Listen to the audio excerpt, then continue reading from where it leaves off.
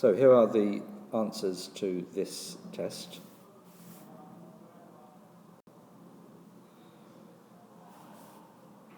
There were 3 statistics questions, and then there were also 3 mechanics questions.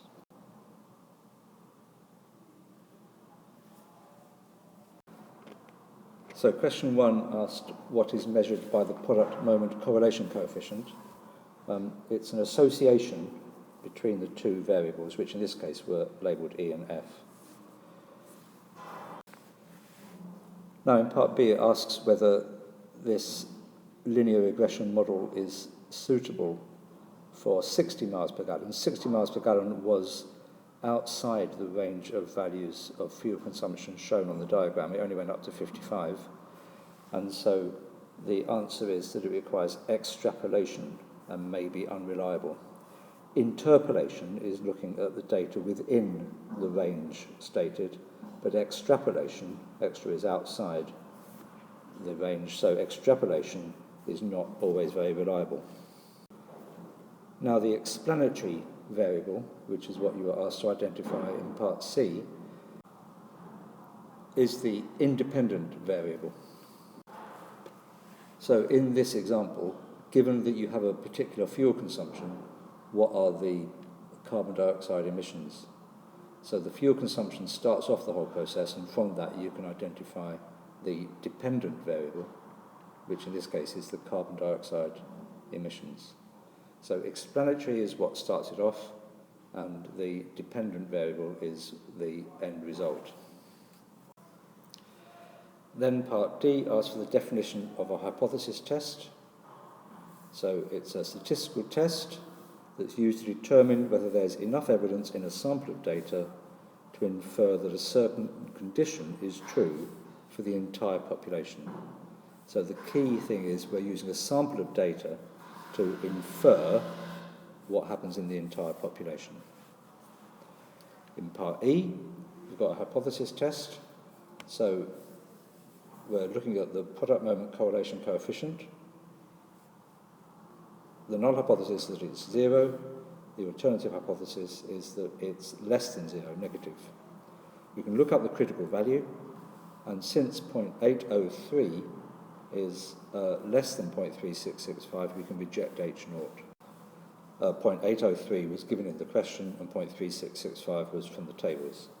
So then we need to write out a sentence. There's evidence that the product moment correlation coefficient for CO2 emissions and fuel consumption is less than 0, because the number we've got is smaller than the critical value.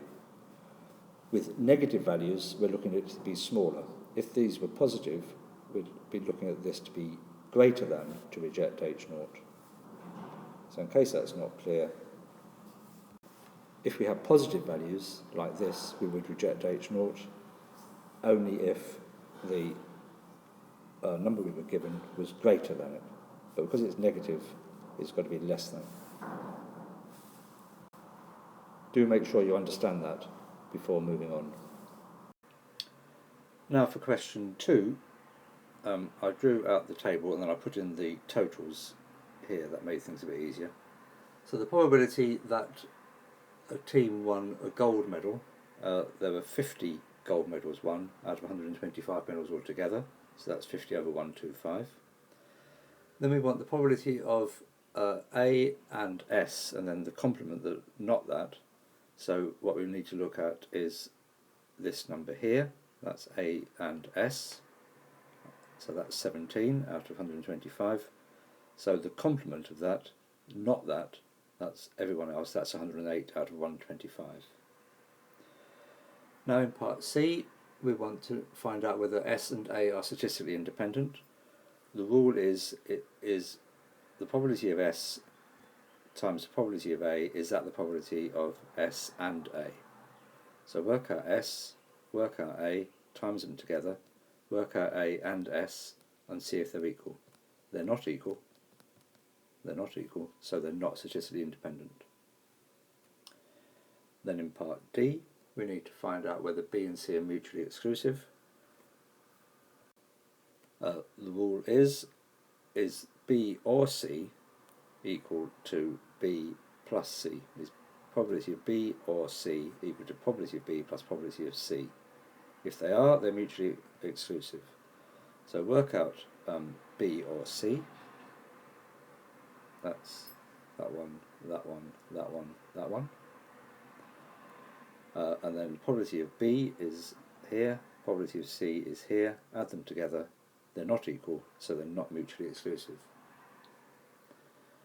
And then finally in part E, we want to find out the probability that a randomly selected middle winner is female.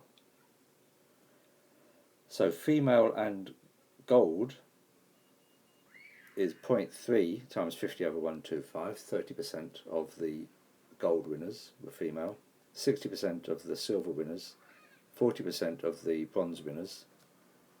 Add those together and you get 53 over 125. And there's your answer.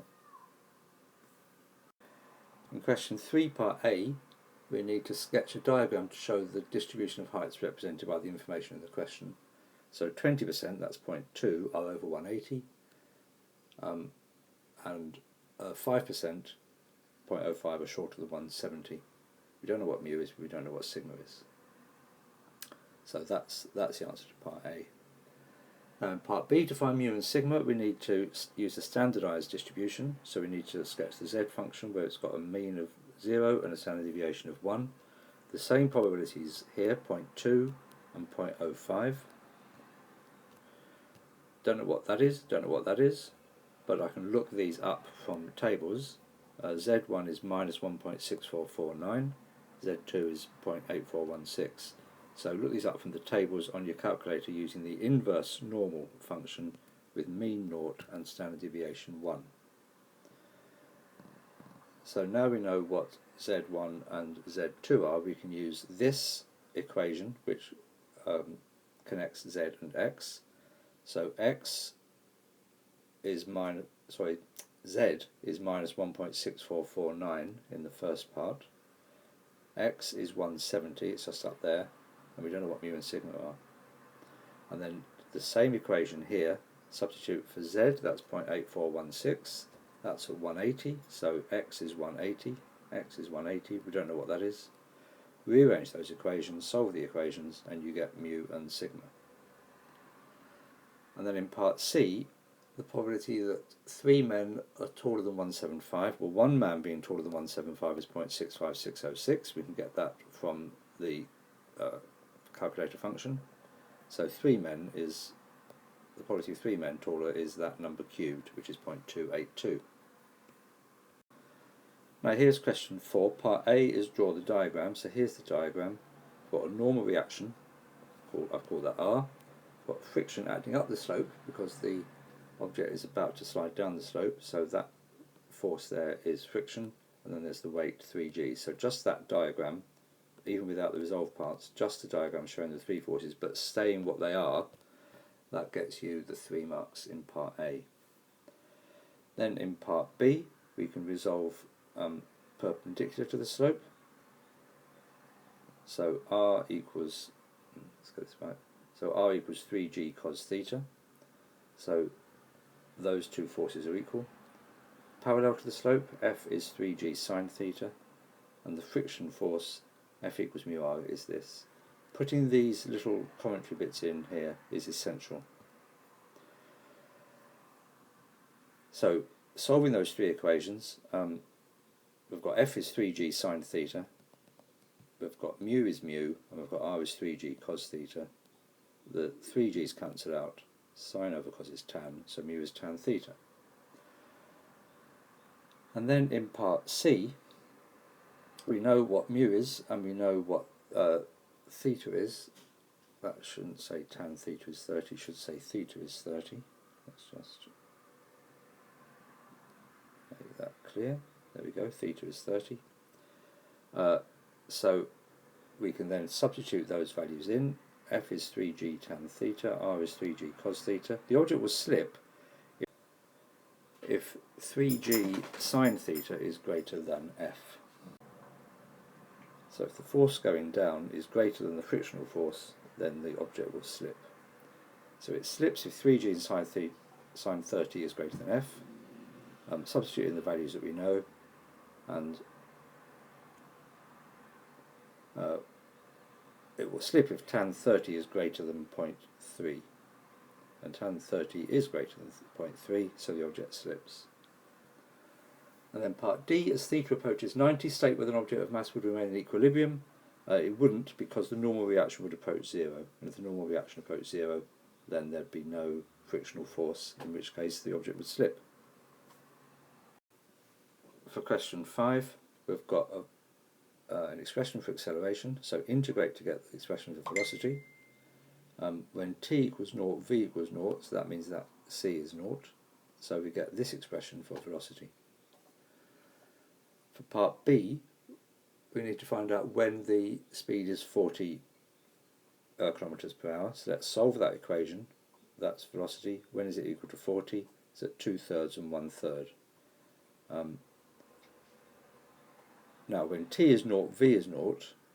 So that means that before a third, the car is going going less than 40 kilometers per hour. So I'll just put a little test in there to see whether it was greater than or less than. Let's just make that a bit clearer. So we've got 1/3, we've got 2/3. At 0, when t is 0, I know that it's less than 40.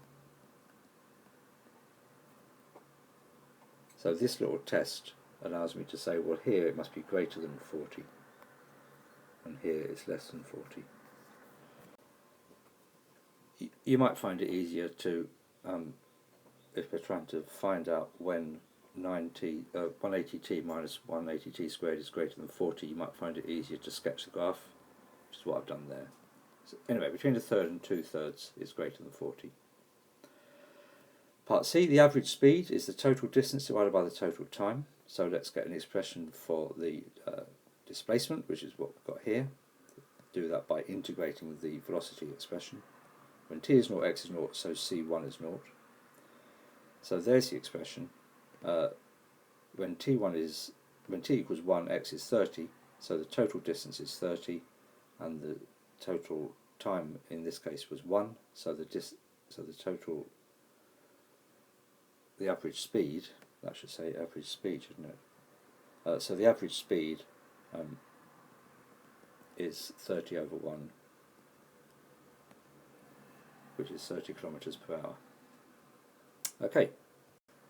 Question 6 is a projectiles question, so we need to solve that in 2 dimensions, horizontally and vertically. As always, the horizontal acceleration is 0.